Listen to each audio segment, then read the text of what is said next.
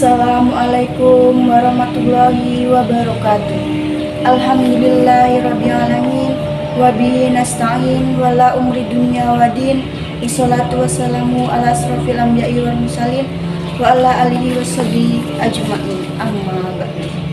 Segala puji kita panjatkan kehadirat Allah Subhanahu wa taala yang telah memberikan segala nikmatnya kepada kita semua, baik nikmat sehat, nikmat taufik, hidayah dan inayah, dan yang paling besar adalah nikmat iman dan Islam.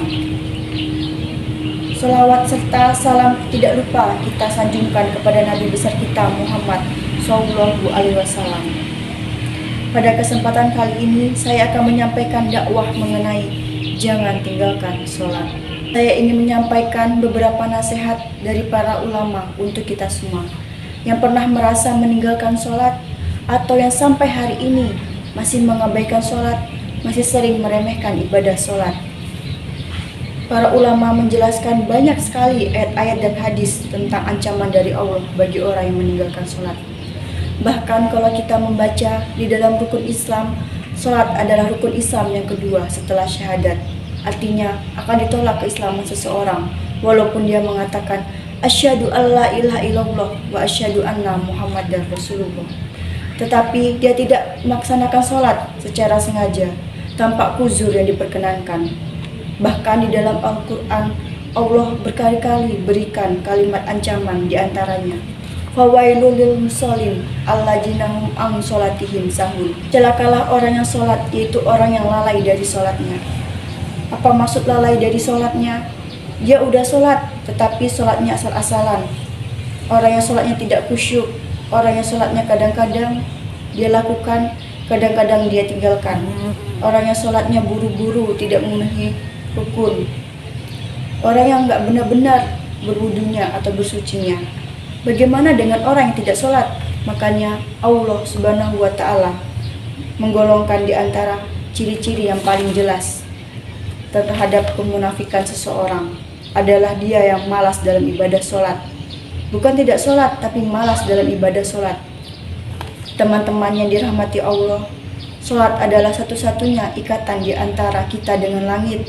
Sholat adalah satu-satunya ikatan di antara hamba dengan Allah Subhanahu wa ta'ala.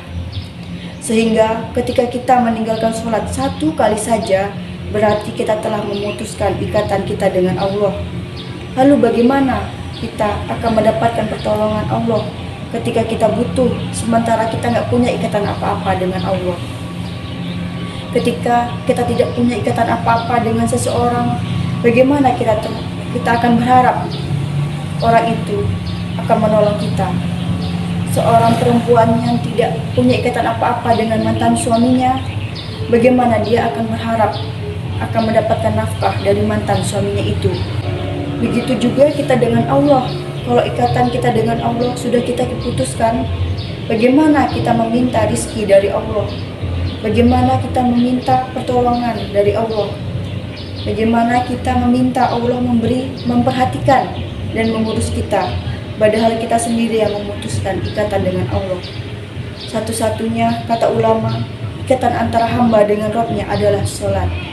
Siapa yang meninggalkan sholat secara sengaja tanpa alasan yang dibolehkan oleh agama, berarti ia telah memutuskan ikatan dengan Allah Subhanahu wa ta'ala.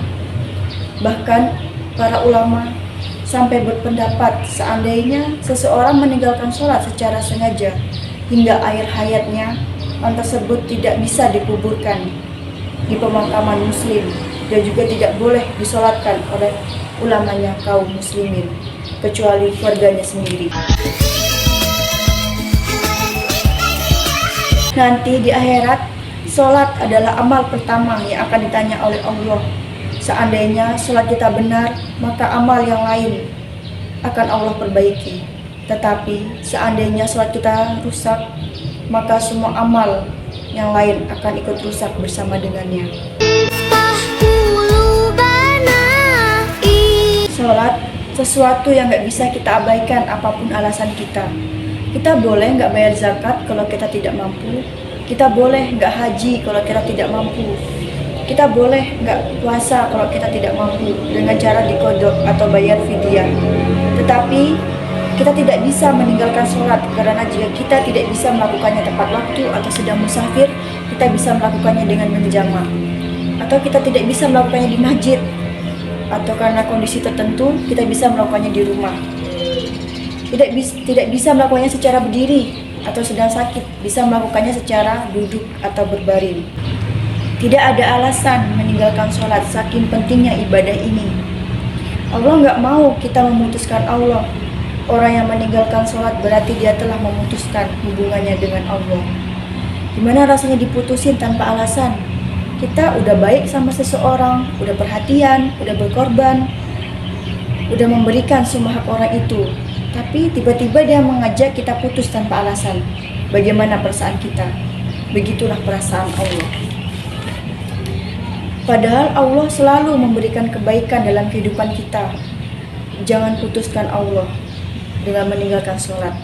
Mudah-mudahan ketika kita menjaga sholat, maka Allah akan menjaga kita.